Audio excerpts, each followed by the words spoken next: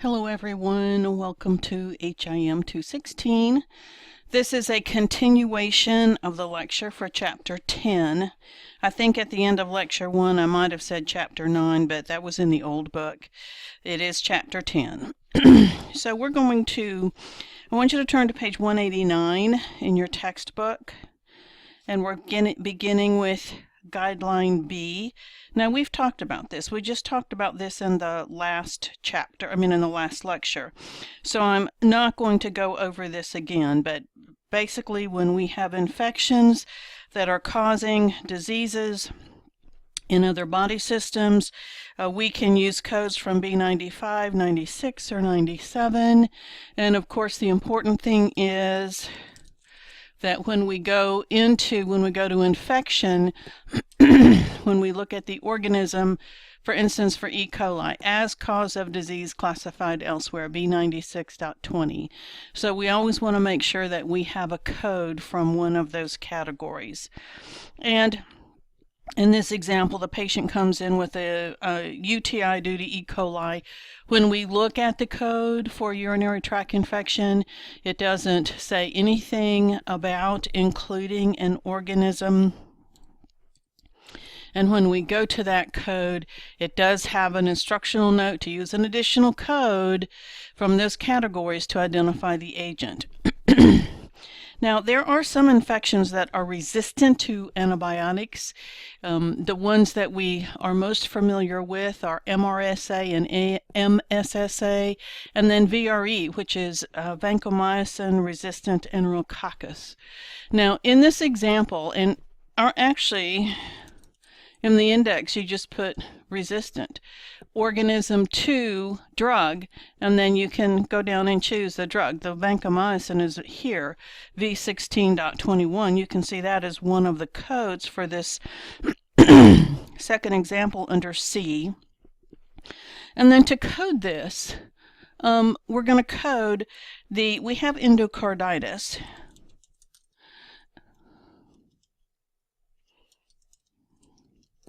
Well,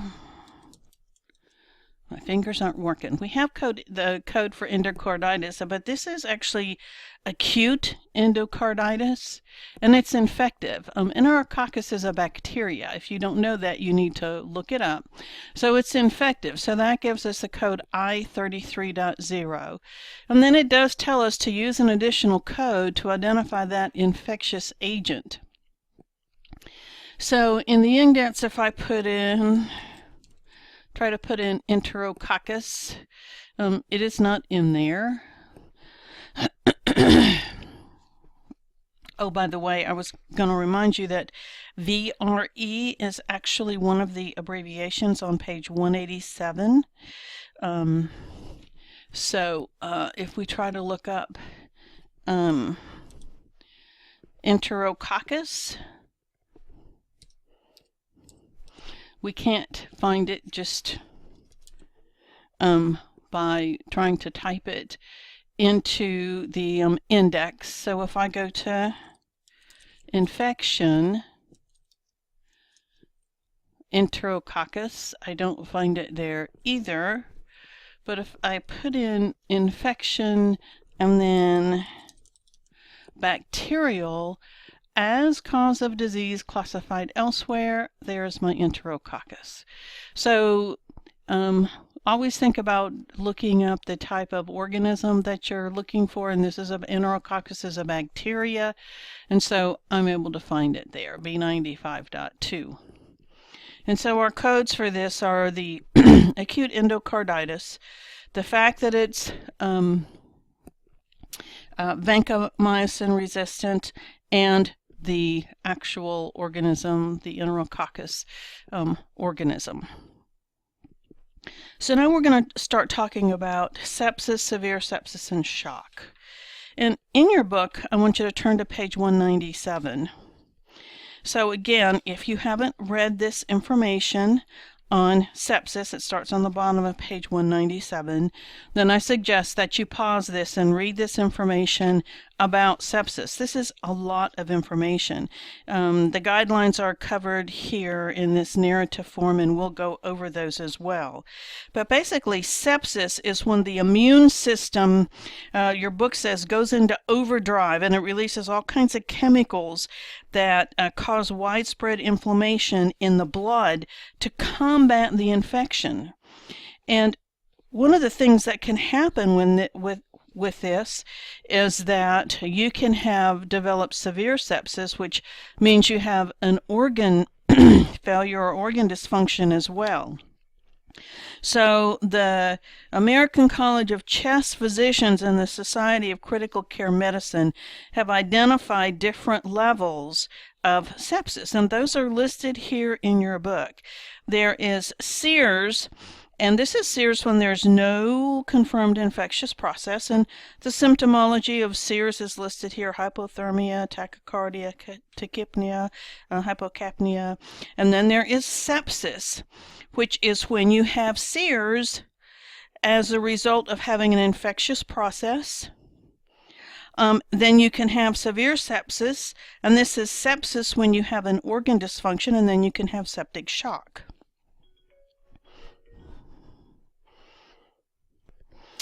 I also want to point out to you, we'll actually go in the index and look at this, is that when we have documentation that a patient has sepsis in the index, we put in sepsis, and you can see that the default code is A49.1. Many times blood cultures are negative, meaning that they are unable to identify an organism responsible for the sepsis, and it is perfectly appropriate to assign this code A41.9.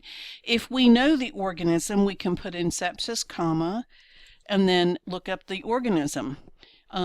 E. coli, A41.5, and if we go to that code in the index, sepsis due to other gram-negative organism, and E. coli is A41.51. We're in category A41, other sepsis. I want to look at this in the when we look at in section list other bacterial diseases. We'll see that we have a category for streptococcal sepsis and then other sepsis. If we look at streptococcal sepsis, this includes sepsis due to the different types of strep. And then when we go to category, well, A41, this is other sepsis, and this is staph. This is methicillin susceptible staph, methicillin resistant staph. If I put in sepsis and then put an M, you'll see the MSSA A41.01, meningococcal. If I want MRSA, I have to put in staphylococcal, and then you'll see aureus, MSSA, and then methicillin resistant A41.02. So those are the two categories that are used, typically used for sepsis. Now let's do sepsis candidial. This is going to go to category B37.7. So not all the codes for sepsis are in those two categories.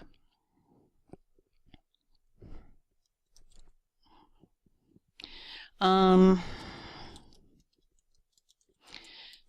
if we go to sepsis, severe sepsis, it takes us to R65.20.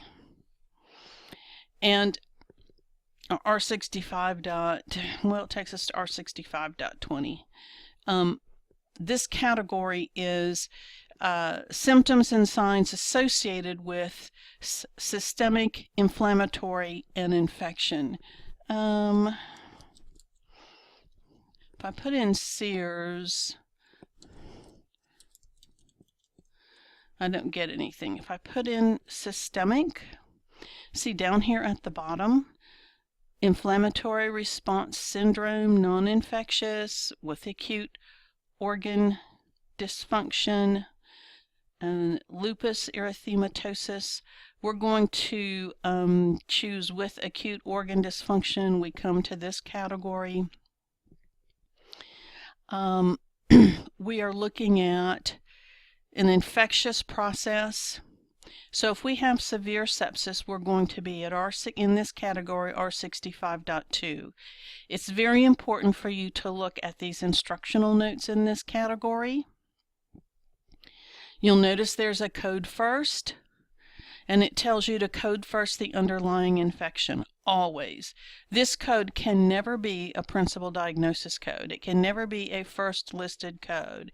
If we look at this code first, we'll see sepsis NOS A41.9, any of the sepsis codes. And of course we have some things here related to pregnancy and procedures. There's also use an additional code. Use an additional code to identify organ dysfunction. So patients who have severe sepsis may go into acute kidney failure. They may develop respiratory failure. In fact, sometimes the way that we know that patients have sepsis and severe sepsis is they go into respiratory failure, and they come into the ER and they're diagnosed with acute respiratory failure, and then they start doing lab work and they find out that they're septic. So we would certainly be coding the sepsis first in that particular case. Sepsis is something that hospitals are definitely focusing on. A lot of them have a sepsis team and a sepsis protocol. So if a patient is documented as having sepsis, they get into gear. They have a whole protocol that they follow for these patients to try to keep them from going into severe sepsis. And of course, severe sepsis can be life-threatening, in addition to the fact that it definitely extends the length of stay and drives up the cost to take care of that patient. If a patient has septic shock, there's sepsis with septic shock. That's really the only code that we need for that. And you have additional sequencing for sepsis with a localized infection. And the rest of these are actually part of coding guidelines. I want you to turn back to page 189. And basically the guidelines tell you that when you're coding sepsis, you're going to assign the code for the underlying infection. If an infection is not documented, you use A41.9, which is the default code for sepsis.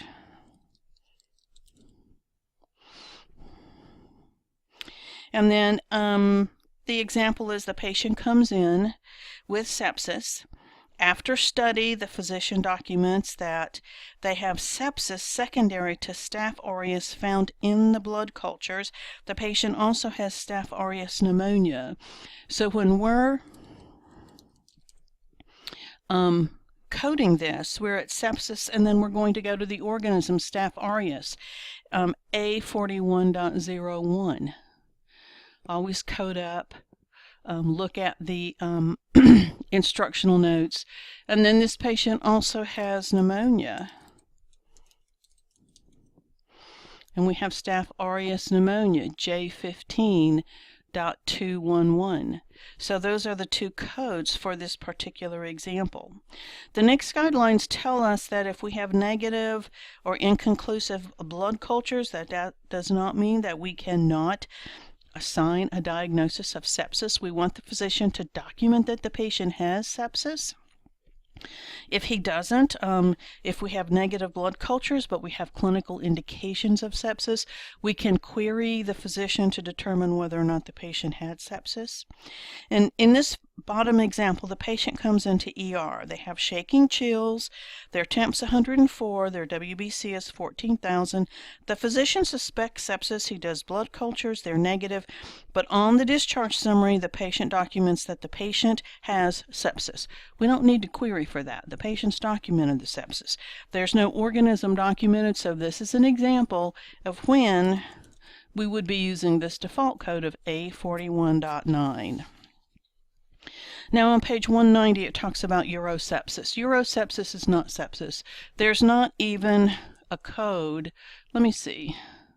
Okay, so for urosepsis, it says code to condition.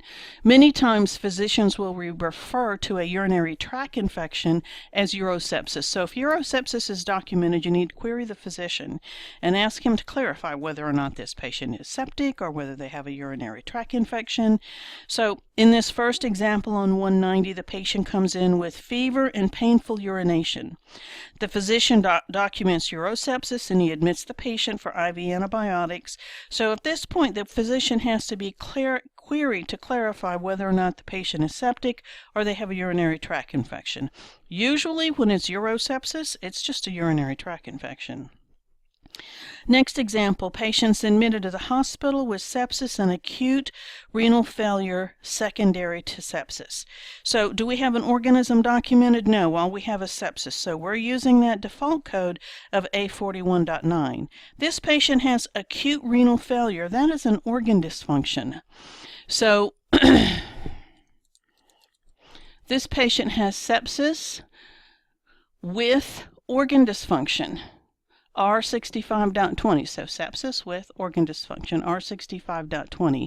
And when we go to R65.20, in this category, we know we have to use an additional code for that organ dysfunction. So we're assigning the code of R65.20, and then our patient had acute renal failure.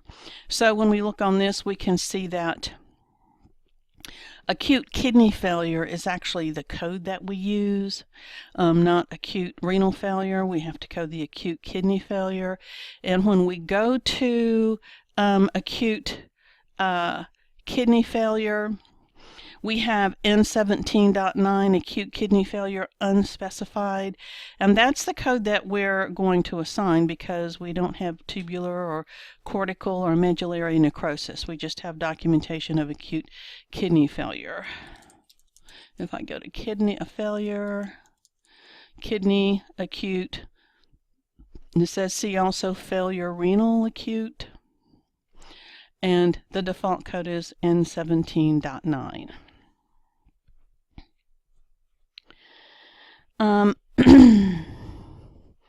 Now, if we have an acute organ dysfunction that is not clearly associated with the sepsis, but there is documentation that the acute, when we have acute organ dysfunction, and the organ dysfunction is related to a medical condition other than sepsis, then we don't assign that code from category R65.2, which is severe sepsis.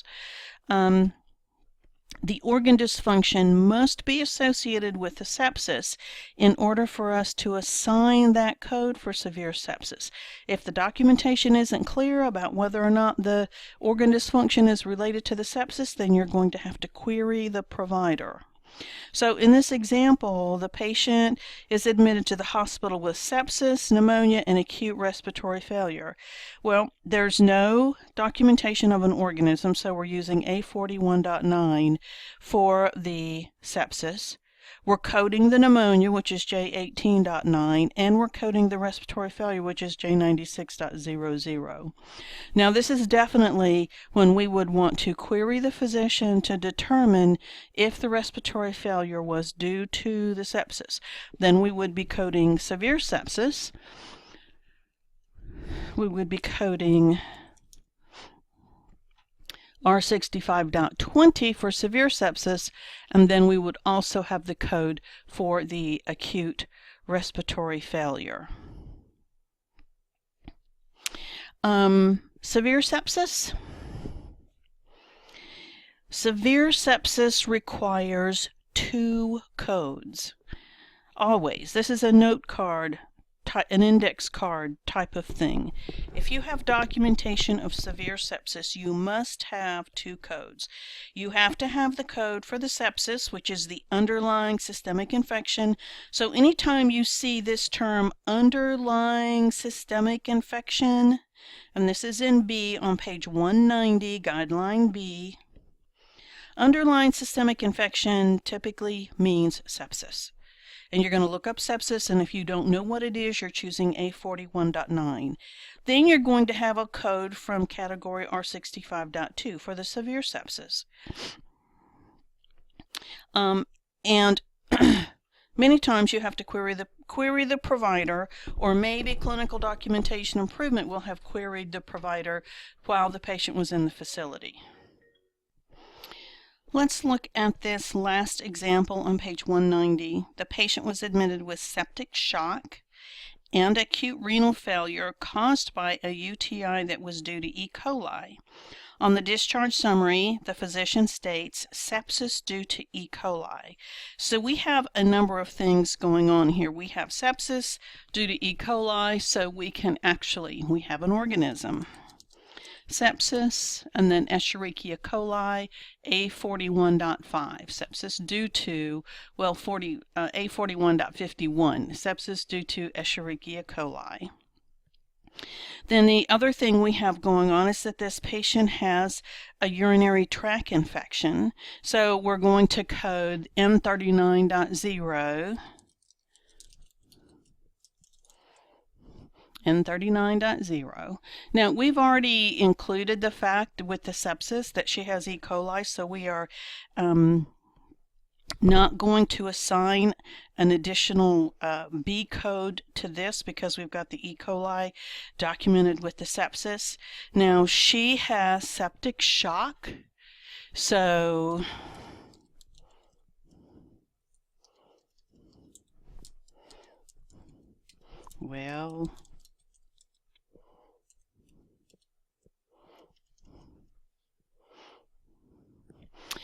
so she has severe sepsis with septic shock, R65.21, and then she also has acute renal failure, so we're going to code that acute renal failure,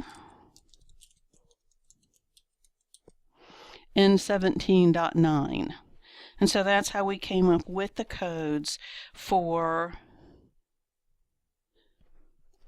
that example. Now, your question for this lecture is I want you to go to exercise 10.2 on page 199. Page 199, 10.2, and I want you to answer question 9 and question 11.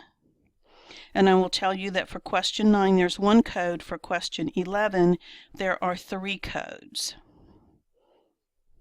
So your question for this lecture, page 199, exercise 10.2, question 9 and 11.